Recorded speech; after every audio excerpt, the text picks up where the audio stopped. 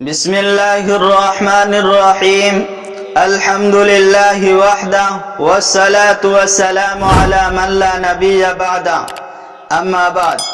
প্রিয় দর্শক মণ্ডলী, আজি আলোচনা কৰিব বিচাৰিছো সবৰ সম্পৰ্কে, ধৈৰ্য সম্পৰ্কে। ধৈৰ্য হৈছে মানুহৰ এটা এনেকুৱা গুণ যি গুণৰ জৰিয়া কৰি মানুহে দুনিয়াৰ ডাঙৰ ডাঙৰ কাম কৰিবলৈ সক্ষম হয়। আখিৰাতৰ যিমান কামিয়াবি অৰ্জন কৰিবলগীয়া হয় এই ধৈৰ্যৰ জৰিয়া কৰি অৰ্জন কৰিব পৰা যায়। আল্লাহ তাআলাই কৈছে, ইয়া আইয়ুহাল্লাযীনা আমানুস্তাঈনু বিস-সাবরি ওয়াস-সালাহ ইন্নাল্লাহা মা'আস সাবিরিন।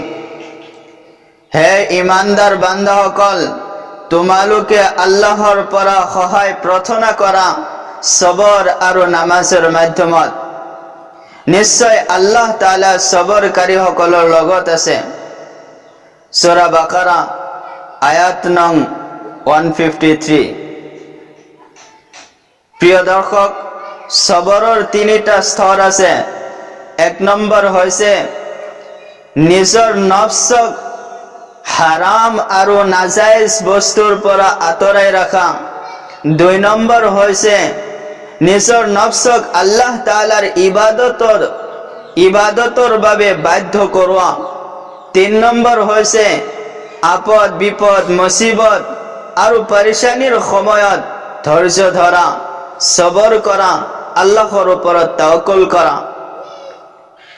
আল্লাহ তাআলাই যেতিয়া নেকি কোনো বান্দাক পছন্দ কৰে বা তেওঁৰ কোনো মৰ্যাদা বৃদ্ধি কৰিবলগীয়া থাকে, আল্লাহ তাআলা বান্দাক পৰীক্ষা কৰে। আল্লাহ তাআলাই পবিত্র কালামত কৈছে,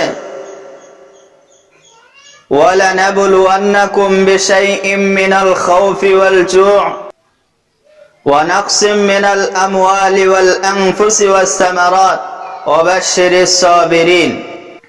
আৰু আমি তোমালোকক নিশ্চয় পৰীক্ষা কৰিম অলপ ভয় ভীতি, ভোক আৰু ধন সম্পদ, জীৱন আৰু ফচলৰ ক্ষয় ক্ষতিৰ দ্বাৰা।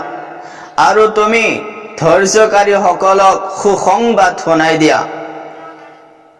প্ৰিয় দৰ্শক, আল্লাহ তাআলাই নিশ্চয় মানুহক পৰীক্ষা কৰে আৰু পৰীক্ষাত যিসকলে নেকি উত্তীৰ্ণ হ'ব পাৰে সেইসকলৰ বাবে দুনিয়া আৰু আখিৰাতত বহুত ফজিলত ৰাখিছে।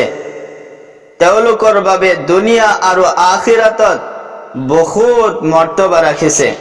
যিসকলে ধৈৰ্য ধাৰণ কৰিব তেওঁলোকৰ বাবে দুনিয়াৰ সকলো কাম আসান হৈ যায়, সহজ হৈ যায়, আৰু আখিৰাতৰ ইবাদত বন্দিগি অৰ্জন কৰাটো সহজ হয়।